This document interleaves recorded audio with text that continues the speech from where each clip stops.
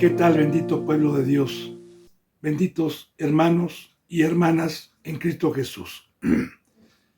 Que la bendita presencia, que la bendita gracia, esa incomprensible enseñanza que muchos no tienen discernimiento, que es nada más ni nada menos que la presencia del Creador de los cielos y la tierra, a todos los que hemos sido llamados, escogidos, y que por medio de nuestro Señor Jesucristo tenemos esto, esté con cada uno de ustedes, para que podamos entender este bendito lenguaje. Porque si no tenemos la presencia de Dios, no podemos entender este lenguaje que es celestial. Y de igual manera, para que los mandamientos que Dios y Cristo Jesús nos piden como pueblo suyo, como siervos tuyos, no sea por obra, sino sea mediante la fe, mediante la presencia de Dios, que es el único que nos puede hacer caminar en este camino de vida. Son los deseos para que usted tenga paz, para que usted sea amigo de Dios. Son los deseos de su siervo en cada enseñanza. Así, bendito hermano y bendita hermana, le doy gracias a Dios por estarme permitiendo en este día, a pesar de que tuve un poquito de malestar el día de ayer. Dios me está sanando, estoy mejor que ayer, gracias a Dios, y sobre todo seguir teniendo el privilegio de poder seguir dando esta bendita palabra. Mamita, no te preocupes, ya estoy mejor, gracias a Dios. Así, bendito hermano y bendita hermana, me pongo a los pies de Dios, a los pies de Cristo, ya habiéndole rogado, ya habiéndole pedido por cada suscriptor, por cada seguidor, por los que daban un seguimiento y ya no lo dan más, para que Dios los humille y los traiga de regreso y no se vayan a perder, por los que estén predestinados para encontrar estas enseñanzas por este medio o por cualquier otro medio santo puesto por Dios y no por el hombre, y de un fruto de vida. Bendito hermano y bendita hermana, yo he orado por todos los que estamos aquí en México, en Estados Unidos, en España, en Ecuador, en Perú, en Colombia, en Brasil, en Puerto Rico, en Chile, en la India, en Venezuela, en Argentina, en Uruguay, en Japón, en China y en todo lugar donde Dios permita llegar esta bendita palabra. Así que yo me pongo a los pies de Dios, a los pies de nuestro Señor Jesucristo, para continuar con la enseñanza que corresponde a este día viernes, la enseñanza número 21. Abramos nuestras Biblias en el Antiguo Testamento, en Segunda de Samuel, capítulo 8, versículo 12. Vuelvo a repetir, el segundo libro del Antiguo Testamento de Samuel, capítulo 8, versículo 12. Bendito hermano y bendita hermana, estamos viendo como una historia viva que cuando Dios enalteció a David, después de que se humilló y lo hizo rey, todo el reino, todo el dominio y todas las victorias que le concedió, hablando proféticamente de nuestro Señor Jesucristo, cuando vino a vencer a Satanás en la cruz y empezó su obra, empezó el evangelio, empezó su dominio en los seres humanos y en el planeta Tierra con el evangelio.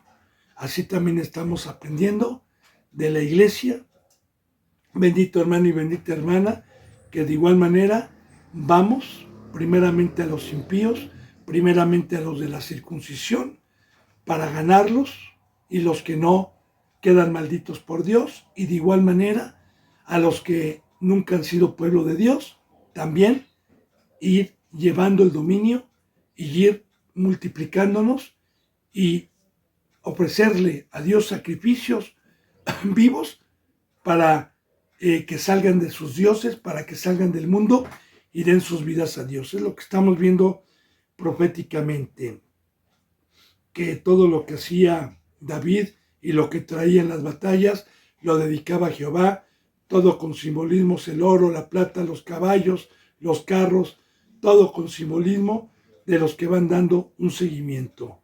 Versículo 12 dice, y de los sirios, de los moabitas, de los amonitas, de los filisteos, de los amalecitas y del botín de Hadad-Ezer, hijo de Rehob, rey de Soba. Todas estas culturas que proféticamente tienen un simbolismo hoy, todas estas ciudades que David iba a hacer guerra y a pelear y a no dejar con vida a nadie y traerle a Dios y dedicarle a Dios el oro, la plata, el bronce, los caballos, los coches, como ya lo vimos, todo lo que Dios nos permite hoy como una enseñanza, como una sombra de lo que iba a venir. Todo, absolutamente todo lo que Dios nos permite en esta obra es para consagrarlo a Dios, hermano. Y mire, esto que estamos viendo, hermano, muchos no lo entienden, porque una verdadera iglesia va a la guerra, va a los que están con Satanás, vamos a pelear con la espada de la verdad, vamos con la coraza de justicia, vamos con el escudo de la fe, vamos con el yelmo de la salvación, vamos con el calzado del evangelio, vamos con santidad, vamos con la imagen de Dios, para que todo aquel que Dios convenzca por medio de nosotros, nosotros tengamos el honor y el privilegio de ser instrumentos para dar nuestras vidas y ofrecérselos a Dios en sacrificio vivo, santo y agradable, sin mancha. Porque ese es el oro, esa es la plata, el trabajar 1 año y medio, 2 años, 3 años, según la mansedumbre de los que se dejan amar todos los días, según la obediencia y la fe y la fidelidad a Dios, nosotros, dando nuestras vidas por medio del Espíritu Santo y dando por gracia lo que recibimos por gracia, podemos hacer talentos de oro, podemos hacer talentos de plata, podemos ofrecer carros, ofrecer caballos, podemos ser instrumentos para poder, como Abel, ofrecerle un sacrificio, como Abraham, como Isaac y todos estos varones, podemos ofrecer sacrificios vivos a Dios y consagrarlos. Así, bendito hermano y bendita hermana, cuando vamos nosotros, ya sea a judíos o a congregaciones de carnales del mundo que se disfrazan de ángeles de luz y que Dios nos permite ir a rescatar a los pocos que creen o a los muchos que creen y de igual manera a los que nunca han tenido conocimiento, entonces vamos, les quitamos las armas, su sabiduría, los despojamos, los matamos en el bautizo, hablando todo simbólicamente, y los traemos a Dios para ofrecerle todo lo que ellos traigan de Egipto, con lo que hayan salido de Egipto. Dice, todo de los amalecitas y del botín de Hadad-Ezer, hijo de Roab, rey de Sobá. Dice en el 13, así ganó David fama, ganó fama delante de Dios y delante de todos. Así Cristo Jesús de igual manera ganó fama. Herodes, Pilato, el César, los romanos, los griegos, escuchaban de su fama, escuchaban de su gloria, escuchaban de su obra. Y de igual manera, bendito hermano y bendita hermana, recuerde, si nosotros no podemos con el evangelio ganar a los incrédulos, dice la bendita palabra, que entonces mediante el poder de Dios, con nuestros hechos, podamos a los mansos, a los que les conceda Dios poder ver nuestras vidas caminando en el mar y nuestro fruto de bondad que es de Dios. Así, de igual manera, no ganamos fama para que el hombre nos aplauda, pero sí ganamos fama para con Dios y para con Cristo Jesús al estarle ofreciendo talentos de oro, al estarle ofreciendo sacrificios vivos. Dice así, David ganó fama cuando regresaba de derrotar a los sirios, destrozó a 18,000 edomitas en el Valle de la Sal. Y vuelvo a repetir que representan los edomitas. Recordemos todas estas culturas, ya se lo había yo dicho, pero miren, los edomitas. Recuerde que este pueblo viene de la descendencia de Esaú. En los tiempos del Génesis, cuando la bendita palabra nos enseña que Isaac tuvo un hijo llamado Jacob y Isaac tuvo un hijo llamado Esaú, el hijo de Abraham, ¿verdad? Que se casó con Rebeca. Tuvo dos hijos.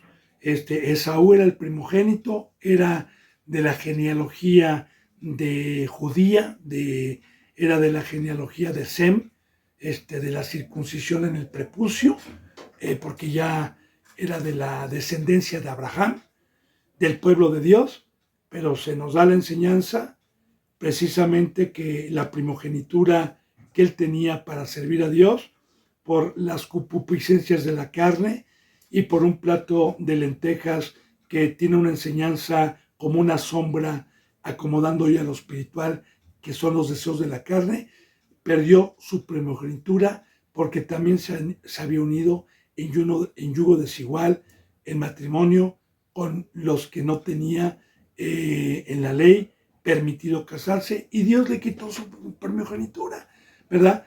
Y se le dijo, tú servirás a tu hermano Jacob. ¿Y qué es servir? Porque es muy importante, de igual manera, que todos aquellos que han dejado el pacto de Dios, que han transgredido el pacto de Dios, que tuvieron el privilegio de ser llamados y que cambiaron su gloria por la mentira, por lo corrupto, por lo temporal, etcétera, es muy importante decirle que entonces ellos se vuelven nuestros servidores. Pero ¿en qué aspecto? ¿Cómo? Muy bien. Ellos son sinagoga del diablo. Dios los deja sin su presencia, los deja con un espíritu de estupor, de engaño, para que ellos piensen y tengan la certeza que el conocimiento que tienen en sus iglesias que no son de Dios, piensen que están en la verdad. Como Saúl, cuando rodeó a David y que dijo, Dios me lo ha entregado, y Saúl ya era pecador, como los fariseos, que decían, nosotros no somos nacidos de fornicación, somos hijos de Abraham, etcétera, ¿no? O sea, hay muchos. Entonces, bendito hermano y hermana, todos estos se vuelven bíblicamente enemigos de Cristo, enemigos de la cruz, enemigos de la verdad, y ellos vienen a servirnos porque ellos son unos instrumentos que Dios utiliza, como utilizó Dios al diablo en el Edén, para probar a Adán y a Eva a ver si eran fieles. De igual manera, ellos van a venir a darme un golpe en la mejilla espiritualmente para ver si yo pongo la otra, me van a pedir la capa para que yo le dé la túnica, me van a pedir un vaso de agua y dice, si tu enemigo te da un vaso de agua, dale de beber, me van a venir a tratar de bajar de la cruz, van a venirme a tratar de engañar con palabras persuasivas, con amor, con palabras dulces, con cara de bondad, como Pedro a Cristo Jesús cuando le dijo, tú no tienes que ir allá a la cruz, tú eres hijo de Dios, etcétera. Entonces, se vuelven nuestros siervos. Pero lo malo es que ellos nos están edificando a los que somos humildes, a los que creemos, porque de igual manera, cuando Dios ha permitido a estos adversarios, muchos han caído, pero no por culpa de Dios, han caído por incrédulos, han caído por insensatos, han caído porque no fueron obedientes a Dios en sus mandamientos. Así, bendito hermano y bendita hermana, entonces ellos son los edomitas, son los moabitas, son los amonitas, son todos los que transgredieron el pacto. Y así, cuando dice que destrozó a 18,000 edomitas en el Valle de la Sal, 18,000. Así cada que Dios nos permite contender ardientemente contra todo argumento, contra toda altivez, contra toda soberbia, contra todo lo que se levanta, contra el conocimiento de Dios y nos quieren arrebatar ovejas, entonces Dios nos permite destrozar con la Biblia porque no tienen argumentos para contestar a la verdad, porque se van rechinando dientes y se van inventando males contra nosotros que no existen. Pero esta espada, que es la verdad, destroza, sea para arrepentimiento o sea para maldición. Bueno, y todo esto proviene de Dios para los santos, para los que nos guardamos, para los que no practicamos el pecado. Y dice, y puso guarnición en Edom, y por todo Edom puso guarnición, y todos los edomitas fueron siervos de David, y Jehová dio la victoria a David por donde quiera que fue. Y así, bendito hermano y hermana, cuando estos varones iban de ciudad en ciudad o de sinagoga en sinagoga, y los que se arrepentían y no eran destrozados por la espada, sino los que se arrepentían, se volvían cristianos, entonces Dios por medio de Pablo, dejaba guarniciones, que son congregaciones, dejaba un pastor, dejaba un profeta, un evangelista, dejaba un cuerpo de Cristo ya establecido para apacentar al rebaño, para cuidarlo. Y sobre todo, ¿no? Puso en todo Edom guarnición. Y todos los edomitas, fíjese bien, los que no fueron destrozados, los que quedaron. Los edomitas, fíjese bien, fueron siervos. Grábese eso, hermano y hermana, porque muchos no lo entienden. Mire, cuando nosotros vamos, y Dios me ha permitido ir, con algún hermano o hermana que están engañados en alguna otra congregación, y Dios nos permite sacar la espada, Dios nos permite sacar la verdad, y Dios nos permite mediante su bendita presencia hablar con de nuevo la bendita palabra, y si hay algún manso que toque su corazón, el bendito evangelio verdadero de Cristo, la bendita verdad de Cristo Jesús nos enseña de una separación total al mundo y de una entrega total a Dios, para ser sirvientes de Dios, para ser esclavos de Dios, para ser reyes y sacerdotes, para tener un ministerio que hoy en la mayoría de las iglesias no les enseñan eso. Les dan un nombre, les dicen ya eres apóstol, pero no, les dicen ven a servir todos los días. Porque ese es el pacto, hermano, el amor. Es el servicio, lavar pies todos los días. Esa es la verdad. Fuimos comprados, no con oro, ni con plata. Fuimos comprados. Y toda la bendita enseñanza, como una sombra de lo que iba a venir, de los esclavos que se compraban y que no podían salir, los que eran comprados, de servir a sus amos, todo era profundamente con la enseñanza de que Cristo Jesús vino para que voluntariamente cada uno de nosotros nos dejésemos comprar con la condición de tomar nuestra cruz, con la condición de consagrar nuestras vidas, con la condición de ser sirvientes, hoy ya no de David, sino de Cristo Jesús. Y claro, Cristo Jesús como Rey, Cristo Jesús como Señor, ¿qué es la obra que Él quiere que haga? ¿Cuál es la obra? ¿Que vaya a perder el tiempo al mundo? ¿Que vaya por una obra donde me dé dinero a cambio? No. Mi Rey tiene una obra. Mi Rey empezó una obra. Mi Rey nos encomendó una obra. Y los verdaderos siervos tenemos la imagen con la cual Cristo Jesús nos dejó. Porque si Cristo Jesús, la obra que hizo y que nos los da a conocer Dios a los mansos por medio de los 4 evangelios que están en el Nuevo Testamento, Mateo, Marcos, Lucas y San Juan, y todos aquellos que pueden tener la imagen e imitar a Cristo Jesús todos los días como Él anduvo, usted tiene a Dios, usted tiene el fruto, usted es un sirviente, usted es un esclavo de Dios y de Cristo Jesús. Pero si usted es un cristiano que tiene muchos años, sin importar la edad que usted tenga, porque también los ancianos y las ancianas consagran sus vidas a Dios para enseñar la bendita palabra. Si usted es una persona que no caminó como Cristo, ni como Pablo, ni como ninguno de los ejemplos que hay, tenga temor, medite, hínquese, pida perdón y pida revelación a Dios. Si es que verdaderamente cree que va a haber un juicio y que hay vida eterna y lago de fuego. Entonces, bendito hermano y bendita hermana, aquí está.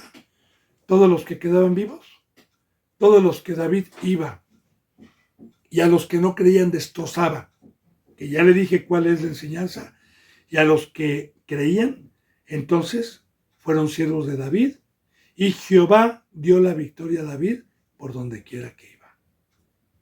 ¿Y qué es esto? La victoria, usted me dirá, ¿Cristo Jesús le dio a su Padre victoria o no? Claro, vino a vencer al diablo y vino a darnos victoria a todos aquellos que fuimos libertados proféticamente con estas enseñanzas y creímos. Bien, dice en el versículo 15, y reinó David sobre todo Israel, y David administraba justicia y equidad a todo su pueblo, proféticamente, acomodando lo espiritual a lo espiritual. Una vez que Cristo Jesús, su Padre lo sentó a la diestra y lo hizo Rey de Reyes y Señor de Señores, Cristo Jesús, ponga atención, mucha atención. Cristo Jesús reina, no en México, no en Rusia, no en Estados Unidos, no. Cristo Jesús reina sobre Israel. ¿Por qué? ¿Quién es hoy Israel? ¿Quién es el pueblo de Dios? ¿Quiénes son los israelitas del día de hoy? Romanos lo dice muy claramente, que judío no es el que lo es en el exterior, en la carne, los que se jactan con una marca en el prepucio o con una marca de cargar la Biblia y ir los domingos a una congregación y decir yo soy cristiano. Eso es por fuera. La circuncisión es la presencia de Dios en mi vida y es en el corazón. Pero hay un precio para tener la presencia de Dios. El precio es no haber sido hipócrita, el precio es haberle dado mi vida a Dios en la cruz para que el Espíritu Santo morara dentro de mí. Y el precio, una vez que obtuve esa riqueza, es no contristar, no entristecer el Espíritu Santo y guardar. Estos son el pueblo de Dios. Y todos aquellos que tenemos el sello en el corazón, todos aquellos que tenemos a Dios dentro de nosotros, somos reconocidos como el pueblo de Dios. Somos el pueblo de Dios. Somos un pueblo especial. Todos somos el pueblo de Dios, pero los que tenemos su imagen. Ya le decía yo ayer, bendito hermano y bendita hermana, nosotros, yo no soy mexicano, líbreme Dios. Qué bueno que Dios me rescató. Fui mexicano, porque lo que es nacido de carne, carne es. Pero lo que es nacido de espíritu, espíritu es. Antes adoraba mi patria, la terrenal, la de abajo. Hoy adoro a la patria, Jerusalén, Israel, a la patria eterna. La adoro saliendo de este mundo. Y yo ya no le doy culto a los dioses, ni a las banderas, ni a los cultos que tenía antes. Ahora yo estoy consagrado para el Dios vivo. Entonces, bendito hermano y bendita hermana, ahí vamos viendo, fíjese bien. Y reinó David, ahora de igual manera reinó. ¿En dónde reina Cristo? Recordemos, yo le voy a recordar para fortalecer las enseñanzas que Dios me permite dar. En el Jordán, cuando Juan el Bautista, como obrero de Dios, se cumplía la profecía también bíblica, gritaba en el desierto, arrepiéntanse porque se ha acercado el reino de los cielos. Arrepiéntanse, que para poder nosotros tener la dicha y la riqueza de tener a Cristo Jesús como Rey, que no es de aquí abajo porque es un rey de los cielos, teníamos que habernos arrepentido y tuvimos que habernos bautizado mediante el evangelio de la muerte y la resurrección. Entonces tenemos la riqueza no por derecho, sino por puro afecto, por pura bondad de Dios, de tener acceso a la gobernatura de Cristo Jesús. Así, a los que creían, a los que no eran destrozados, a los que se convertían en carros, en caballos, en oro, en plata o en siervos de Cristo Jesús, tenemos o tenían el privilegio de escuchar o de tener un gobierno de Dios. De igual manera también aquí. Y Dios proféticamente engrandeció a Cristo Jesús. Dice, y reinó David sobre todo Israel. Y David, fíjese bien, administraba justicia y equidad a todo su pueblo. Mucha atención por favor. Administraba. ¿Qué es la palabra administrar? La palabra administrar viene de ministro también, porque la palabra ministro viene de administrar. Y administrar es esto, miren. Vamos a suponer que este es un líquido vital para alguien que está muriendo, para alguien que ya no tiene remedio, pero que este líquido es vital para vivir, que es un líquido único que viene de allá arriba. Y yo lo tengo. Y voy con las personas que están muriendo y se quieren arrepentir. Entonces, yo les voy a dar de este líquido a beber y todo el que beba va a tener el privilegio de vivir. Y fíjese bien lo que dice aquí. Eso es ministrar. Administrar es dar. Es que yo tenga algo para dar. Y administrarlo bien. Y administrarlo a cada enfermo. Y llevárselo. Administrar es dar. De igual manera, la bendita palabra nos dice que Dios nos ha llenado de riquezas, nos ha llenado nuestra canasta de pan, de peces, nos ha llenado de su bendito poder para dar por gracia. Ahí está la palabra administrar. Para dar por gracia lo que yo he recibido por gracia. No quedarme con el talento, no guardarme el talento, no, sino irlo a administrar, ir a dar. Porque si yo me guardo mi talento como está escrito en el Nuevo Testamento, soy aquel que no sirve, soy aquel que no estoy trabajando en el campo, que no estoy trabajando todos los días. Ahora bien, Cristo Jesús vino a dar. Cristo Jesús vino a servir. Cristo Jesús vino a enseñar. Vino a darnos las riquezas de Dios. Y una de las muchas riquezas que nos ministró, fíjese bien que ponga mucha atención, fue la justicia. ¿Y por qué le digo ponga mucha atención? Porque para los cristianos falsos, legalismo, locura, justicia es no pecar. Justicia es tener los mandamientos de Dios y practicarlos todos los días sin transgredir un solo mandamiento. Eso es justicia. La bendita palabra nos dice que nuestro Señor Jesucristo, fíjese bien la enseñanza tan grande, tan maravillosa, a los que podemos tener entendimiento por el amor de Dios. Muchos dicen, no, Cristo porque era Dios. Cristo porque era un ser celestial y por eso fue perfecto, por eso fue inmortal. Pero nosotros, sabe Dios que somos débiles. Pues ahí le va. Lo que no predican y lo que no entienden.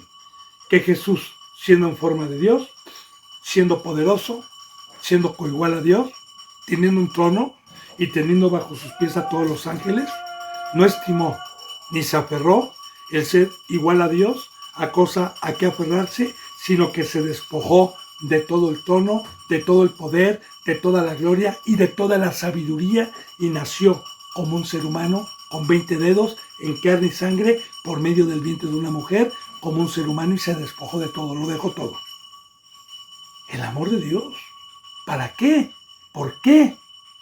Para venirnos a mostrar que como seres humanos, mediante la fe y mediante lo que Él recibió de su Padre, Él es el camino, la verdad y la vida. Nos vino a mostrar el camino de justicia, porque Cristo Jesús tuvo toda la ley de su Padre, pero sin transgredir sola una, y dijo, yo recibí lo mismo que tú en el Jordán. Así como yo recibí el Espíritu Santo, así de igual manera lo recibiste tú, si es que tienes fe. Y así te doy el ejemplo de todos los que tienen el Espíritu Santo, cuál va a ser la obra, cuál va a ser el fruto, cómo debes de comportarte, cuál es el fruto de Dios. Digo, para que toda la gloria sea para Dios y no para uno. Porque todos los que podemos imitar a Cristo Jesús no es porque nosotros seamos buenos. No, líbreme Dios, ningún ser humano. Estos son guiados por Dios, este es un fruto de Dios, hermano. Así que Cristo Jesús trajo justicia con su sangre, primeramente con su ejemplo, luego en la cruz con su sangre, porque nosotros no podíamos sujetarnos a la ley porque la carne era débil en el primer pacto. Así que Cristo Jesús con su justicia, con su sacrificio, nos trajo el fuego, nos trajo la presencia del Padre para poder practicar los mandamientos y no transgredir ningún mandamiento. Así, Cristo Jesús administraba justicia porque una congregación verdadera en donde Cristo Jesús predica y no el hombre, en todo momento está exhortando, en todo momento está amonestando, en todo momento está redarguyendo, en todo momento está cuidando que guarden el pacto y que practiquen los mandamientos de Dios y equidad, justicia y equidad delante de Dios, a todo su pueblo. Y nada más a su pueblo, porque de igual manera, en las congregaciones donde hoy no se predica justicia ni equidad, no está Dios. Muchos dicen, tenemos a Cristo Jesús como Señor. Y Jesús les dice, no todo el que me dice Señor, Señor, entrará al reino de los cielos, sino el que hace la voluntad de mi Padre. Bueno, bien. Entonces, una vez que Dios le entregó a Cristo Jesús el reino, una vez que Cristo Jesús venció, una vez que le entregó Dios el dominio sobre Satanás y sobre todos los seres humanos, a todos los que se iban convirtiendo, a todos los que se iban evangelizando, entonces hasta el día de hoy, el que sigue reinando es Cristo Jesús en una verdadera iglesia, y los ministros en todo momento están ministrando justicia y equidad al pueblo de Dios. Dice en el 16, y Joab, hijo de Sarvia, era general de su ejército. Recordemos la historia desde atrás de Saúl. Recordemos a Jonatán. Recordemos la maldición que Dios le hizo a Saúl y a toda su descendencia. Recordemos también que Jonatán hizo un pacto delante de Dios con David y que Jonatán le dijo que él iba a ser leal a David, fue leal, pero que tuviera misericordia de toda su descendencia cuando él fuera rey. ¿Qué es lo que vamos a ir profundizando? Y yo le dije, cuando lleguemos a los que han dado un seguimiento, ¿va? Cuando lleguemos a enseñanza, le voy a recordar lo que ya vimos y lo que significa hoy. Bueno, entonces dice aquí, Joab, hijo de Sarvia, era general de su ejército, de David, y Josafat, hijo de Ahilud, era un cronista, porque tenían obras, todos los siervos del rey David tenían obras, como hoy también. Todos los que hemos alcanzado una estatura dada por Dios tenemos también una obra, hoy con diversidad de dones. En el Antiguo Testamento, como una sombra de lo que iba a venir, con algunos oficios o talentos que Dios daba. También estaba Sadoc, hijo de Ahitob, que eran los principales de David. Sadoc, hijo de Ahitob, y Ahimelech, hijo de Abitar, eran sacerdotes. Seraías era escriba.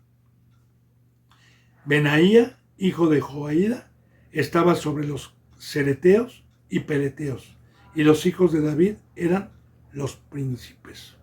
Fíjense nada más todo lo que hay aquí, hermano. Príncipes y oficiales, capitanes y siervos de David. Y en general, que profetiza que todos aquellos que fueron fieles a David cuando huía, cuando padecía, y todos aquellos que lo siguieron, y todos aquellos que padecieron juntamente con él, y todos aquellos que fueron fieles y no regresaron para atrás, ahora tenían la riqueza y la bendición de tener una obra de igual manera como una sombra de lo que iba a venir. Todos aquellos que salimos del mundo, todos aquellos que tomamos la cruz, todos aquellos que empezamos a padecer persecución, todos aquellos que nos engrandeció Dios mediante la fe y nunca nos abandonó, y todos aquellos que tuvimos un crecimiento durante un tiempo y logramos vencer al enemigo y al mundo, Cristo Jesús nos hace capitanes, nos hace sacerdotes y nos hace hijos para Dios, para servirle. Amén, gloria a Dios. Está hablando ya de la iglesia. Porque la iglesia son los que ya tienen una obra, un ministerio, el segundo bautizo, son los que ya tienen un don dado por Dios, no con una escuela teológica, no con el engaño del hombre, sino por Dios. Bien, y vamos a empezar a ver sobre la descendencia de Jonatán también. Ya vimos ahorita los oficiales de David y su casa. 9:1. Vamos a empezar el capítulo 9, versículo 1 de 2 de Samuel. Dice en el 9:1, dijo David, ¿ha quedado alguno de la casa de Saúl a quien haga yo misericordia por amor de Jonatán? No de Saúl, no, por amor de Jonatán. Esto quiere decir, ¿ha quedado alguno de la descendencia de Saúl? Claro, porque Saúl era el padre de Jonatán. ¿Ha quedado alguno de la descendencia de Saúl por medio de Jonatán? Acuérdese, yo le dije y le acabo de decir quién fue Jonatán. Jonatán, a los que han dado un seguimiento, fue el hijo mayor de Saúl, del rey Saúl. Y cuando el rey Saúl empezó a pecar y Dios le quitó su presencia y se proveyó de otro rey y fue a ungir por medio de Samuel al hijo de Isaí, David, y cuando David empezó a pelear con Goliat y empezó a ir de victoria en victoria y el pueblo lo aclamaba, Saúl, ya habiendo pecado, tenía un fruto en contra de David para matarlo. Y Jonatán era un hombre bueno, era un hombre de Dios, era un hombre que prosperaba en las guerras, un hombre que en el campo comía miel y se le aclaraban los ojos, un hombre que iba de victoria en victoria, un hombre que se juntó con los justos y rechazó aún a su padre y rechazó a los pecadores y hizo un pacto con David de amor hasta la muerte. Y vuelvo a repetir, Jonatán sabía que David iba a prosperar, que Dios lo iba a dejar como rey y le dijo, cuando tú seas rey, a mi descendencia le vas a hacer misericordia.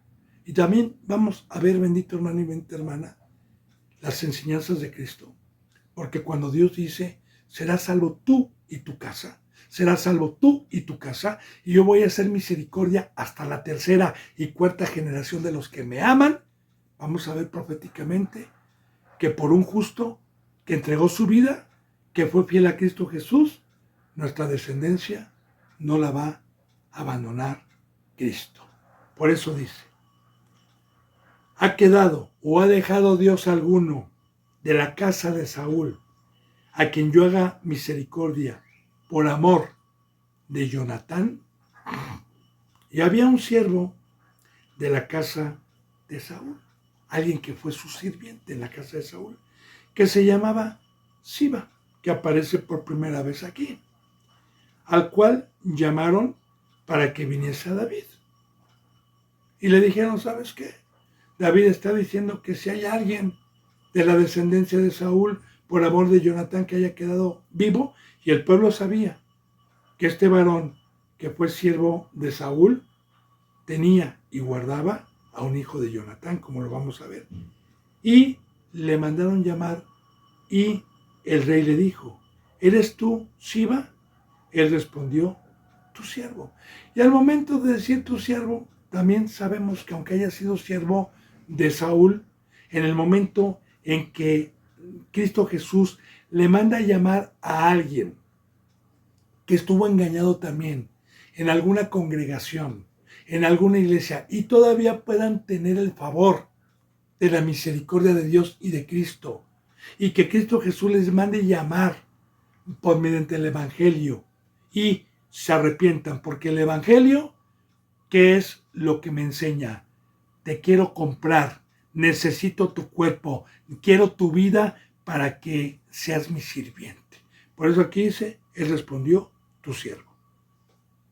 Y todo esto tiene enseñanza. Ahora, el rey le dijo, ¿no ha quedado nadie de la casa de Saúl a quien haga yo misericordia de Dios? Y Siba respondió al rey, aún ha quedado un hijo de Jonatán lisiado de los pies. Ahora muy bien, Dios había prometido a Saúl que no iba a dejar a nadie de su descendencia, que a todos iban a morir. Pero de igual manera, como le dije que Jonatán era un hombre fiel, Dios no le quitó la vida a este hijo de Jonatán, porque Jonatán fue fiel. Y quedó vivo y Dios no le quitó la vida. Pero vamos a ver por qué estaba lisiado de los pies y qué profundiza también esto. Ahora, entonces el rey le preguntó, ¿en dónde está? Y Siba respondió al rey, recuerda que ya había pasado muchos años, mucho tiempo de esto, porque esto de quedar lisiado en los pies fue cuando era pequeño, fue cuando mataron a Saúl y huyó una criada con él y se cayó. Ahorita vamos a ver la historia, pero ya habían pasado muchos años. ¿Dónde está? Y Siba respondió el rey, he aquí, está en casa de Maquir, hijo de Amiel, en Lo-debar. Está en una casa, está derrimado en una casa. En pocas palabras, ¿verdad? Porque pues ya Saúl no era rey, ya le había quitado Dios el reino, ya ninguna descendencia de Saúl era rey, ya habían sido vencidos, ya estaba en ruina, arrimado en una casa. Dice, entonces envió el rey David y le trajo a la casa de la casa de Maquir, hijo de Amiel, de Lo-debar. Lo trajo. Y de igual manera, bendito hermano y bendita hermana, mire, estamos viendo la fidelidad, las promesas, que Dios no es hombre para que mienta, ni hijo de hombre para que se arrepienta. Dios dice, Dios hace. Recuerde, Éxodo capítulo 20 nos habla de las maldiciones y las bendiciones. Éxodo nos dice, y haré misericordia hasta la tercera y cuarta generación. Hablando de hijos, de nietos, de bisnietos, de los que me aman. Y no los voy a desamparar. Y de una vez le voy adelantando, bendito hermano y bendita hermana, ¿qué es proféticamente hoy estar lisiado de los pies? Bueno, en el Nuevo Testamento, cuando nuestro Señor Jesucristo vino a levantar a los inválidos, a levantar a los que no podían caminar, todo tiene simbolismo. Porque de igual manera, yo estaba lisiado de mis pies porque no llevaba el Evangelio, porque no trabajaba en la obra de Dios. Estaba ciego, estaba sordo, estaba mudo, estaba muerto, estaba sin caminar, estaba lisiado.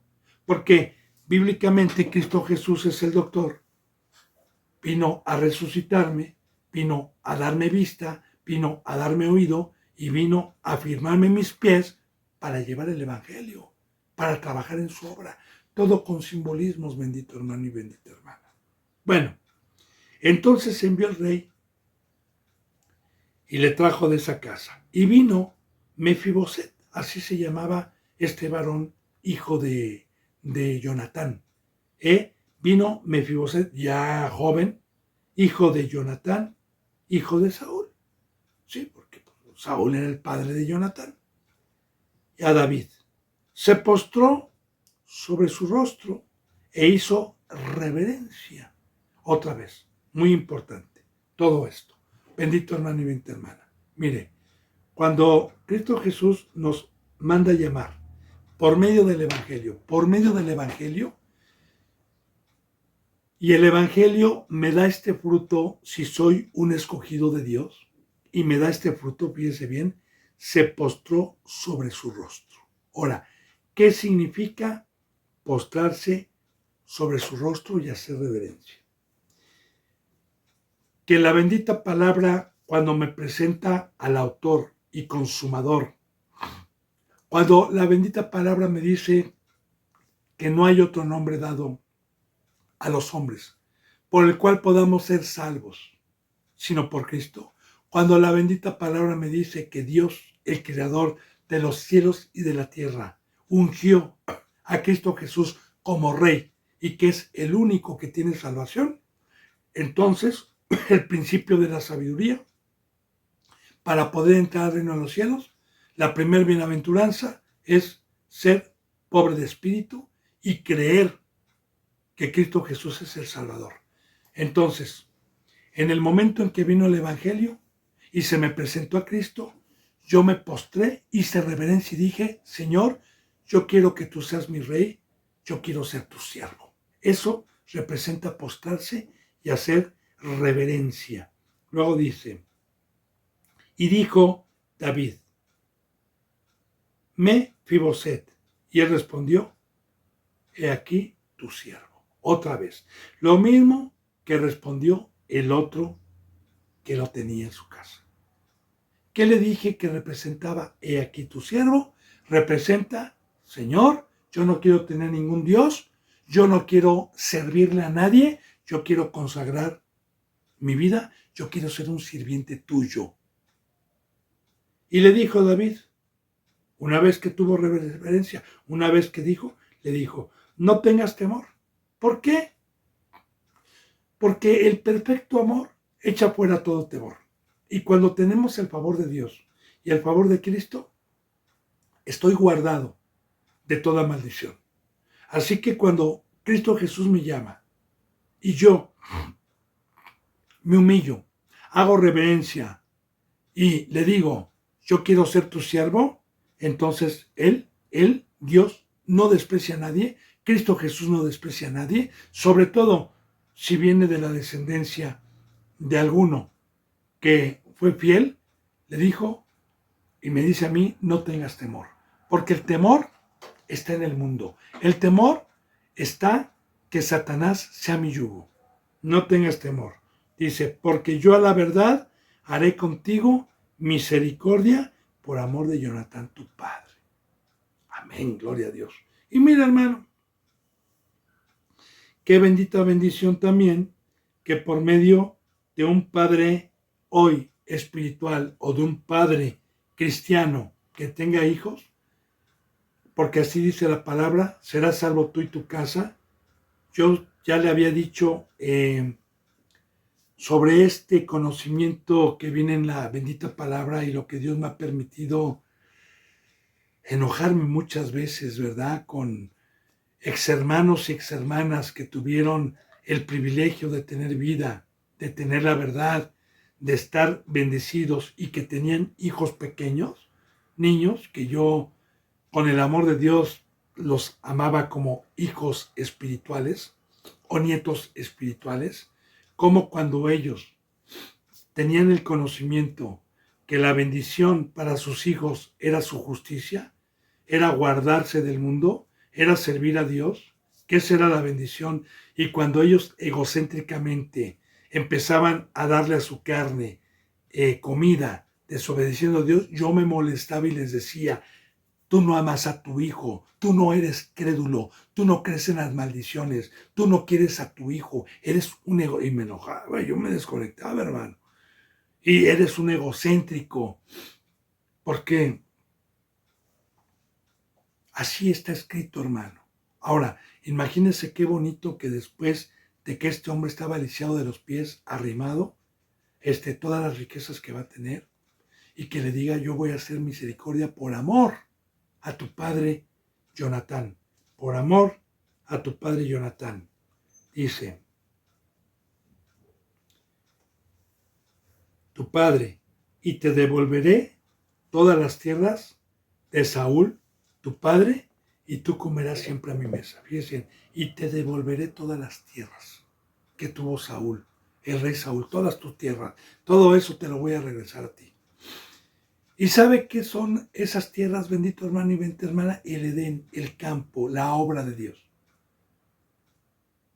Porque Cristo Jesús nos trajo, perdimos el Edén, perdimos la obra. Y Cristo Jesús vino y nos regresa al campo, nos regresa a la obra. Y tú comerás siempre a mi mesa. Otra bendición. Porque recordemos, bendito hermano y bendita hermana, que Cristo Jesús dijo, yo soy el pan de vida. Todo el que viene a mí y me come, tendrá vida. Y tendrá vida eterna. Recordemos que hay dos alimentos. Está la mesa del diablo y está la mesa de Cristo. Pero para poder tener nosotros el pan, para poder tener la voz verdadera de Cristo, nosotros no podemos hacer nada para poder obtener este pan, sino todo proviene de Dios y de Cristo Jesús, a quien quiera dárselo. Claro, conociendo los corazones. Y cuando Cristo Jesús va a hacer misericordia por el fruto que hubo con Jonatán, hermano, esta mesa, este pan es de vida. Este pan es salir del engaño. Este pan es de crecimiento. Este pan es de firmeza. Este pan es de esperanza. Este pan es de poder. Este pan es de salir de todo engaño. La mesa de Cristo Jesús. Para siempre estarás en mi mesa. Y al escuchar esto, porque también la promesa, cuando Dios me llamó y me incliné y le hice reverencia y le dije, he aquí tu siervo, él inclinándose dijo, ¿quién es tu siervo para que mires a un perro muerto como yo? Fíjese bien cómo estaba Mesiboset, cómo había quedado arrimado, cómo había quedado hecho a un lado. Porque un perro bíblicamente tiene representación. Este varón que le está llamando David, sabía perfectamente bien que Saúl fue pecador, que su abuelo había sido pecador y su descendencia menos Jonatán. Ahora, ¿qué significa un perro bíblicamente? Un perro muerto. Mira, hermano, Dios, yo siempre le he dicho y le he profundizado, cuando Dios usa término perro, puerco, para referirse a su creación de los que transgreden la ley, no es por grosero, no es por faltarnos al respeto, no. Son parábolas, son ejemplos que Dios pone para poder discernir o entender el por qué ese adjetivo. Un perro es un animal muy cochino, es un animal que se come el popó, que cuando vomita se come el vómito, que le gusta de estar cochino. Y un puerco no puede estar limpio. Un puerco es de corral, es de lodo. Así es su hábitat. Ahora, cuando en Pedro o en Proverbio nos habla que la puerca después de lavada regresa al cieno o el perro regresa a su vómito, habla en esos pasajes de Pedro, está hablando de los falsos representantes, de los falsos cristianos. Porque el mundo representa basura, representa excremento, representa suciedad, representa escoria. Y cuando Cristo Jesús vino y me rescató y me limpió con su sangre, pues si yo estoy anhelando los deseos de la carne, lo corruptible, el engaño, lo pasajero, y me aferro a estar allá, pues entonces me estoy contaminando. Y entonces soy un perro y muerto, porque el pecado paga un salario y es la muerte, que es la separación de Dios. Entonces, este varón sabía que estaba maldecido, pero de igual manera, por su padre, le estaban haciendo misericordia. Entonces dijo, ¿quién es tu siervo para que mires a un perro muerto como yo? Y de igual manera, bendito hermano y bendita hermana, yo en mis oraciones y también he dado testimonio siempre y he dicho a Dios, o digo a Dios en mis oraciones, Padre, gracias porque yo antes era un animal. ¿Y qué es un animal? Que yo no tenía la cabeza de Cristo y estaba en ignorancia y ajeno a todo esto, porque un animal no tiene razonamiento, un animal no se da cuenta de nada, un animal vive día con día, pero no tiene inteligencia para poder saber entre el mal y el bien. Así, bendito hermano y bendita hermana, pues estábamos en la misma situación. Yo por lo menos estaba en la misma situación. Entonces el rey llamó a Siba, y esto es humillarse, ¿verdad?, delante de Dios. El rey llamó a Siba, siervo de Saúl, y le dijo, todo lo que fue de Saúl y toda su casa, yo lo he dado al hijo de tu Señor. ¿Y qué dice Cristo Jesús? Pídeme y te daré por herencia a las naciones. Pídeme y te daré hasta la mitad de mi reino. Pero recuerde, bendito hermano, no tiene nada que ver con lo material. No, no malinterpretemos las enseñanzas de Dios. Aquí, cuando dice te voy a regresar a las tierras de tu padre, es que Dios nos permite regresarnos la obra, regresarnos el Edén, regresarnos esta herencia que Dios nos trajo por medio de Cristo Jesús. Y dice, yo lo he dado al hijo de tu Señor. Le dijo a Siba, dale las tierras, porque yo lo estoy ordenando. Y vuelvo a repetir, el único que tiene poder para podernos darnos todas las riquezas y todas las bendiciones es Dios y Cristo Jesús. Dice, tú, pues, le dijo a Siba, le labrarás las tierras. ¿Y por qué le dijo tú labrarás también a Siba? Porque Siba recuerda que también era siervo de Saúl y vino y se humilló. Y dijo, he aquí tu siervo. Se lo acabo de enseñar. Espero no se le olvide, porque hay que concordar, hay que meditar. Y tú pues le labrarás las tierras, tú con tus hijos y tus siervos. Ahí será sabio tú y tu casa. Ahora, ¿qué es labrar las tierras, bendito hermano y bendita hermana? Hoy, simbólicamente, ¿qué es labrar la tierra? ¿Qué es? El campo es el mundo donde no hubo lluvia, donde la tierra estaba totalmente endurecida, donde no había vida. Y ir a labrar esta obra que Dios nos ha dado, que es el Evangelio, es que esos corazones duros, como el mío, perdón, que muchas veces estuvieron sin Dios, el Evangelio me aflojó la tierra para sembrarme la semilla del Evangelio. Dice, pues tú pues labrarás las tierras tú con tus hijos, que la tierra es el Evangelio, y almacenarás los frutos. Y almacenarás los frutos porque el fruto, recuerda que un árbol que no da fruto no va a ir a la vida eterna. Y nosotros que tenemos la semilla, vamos y sembramos y nosotros comemos. Nuestro alimento es la obra de Dios. Dice, para que el Hijo de tu Señor tenga pan para comer.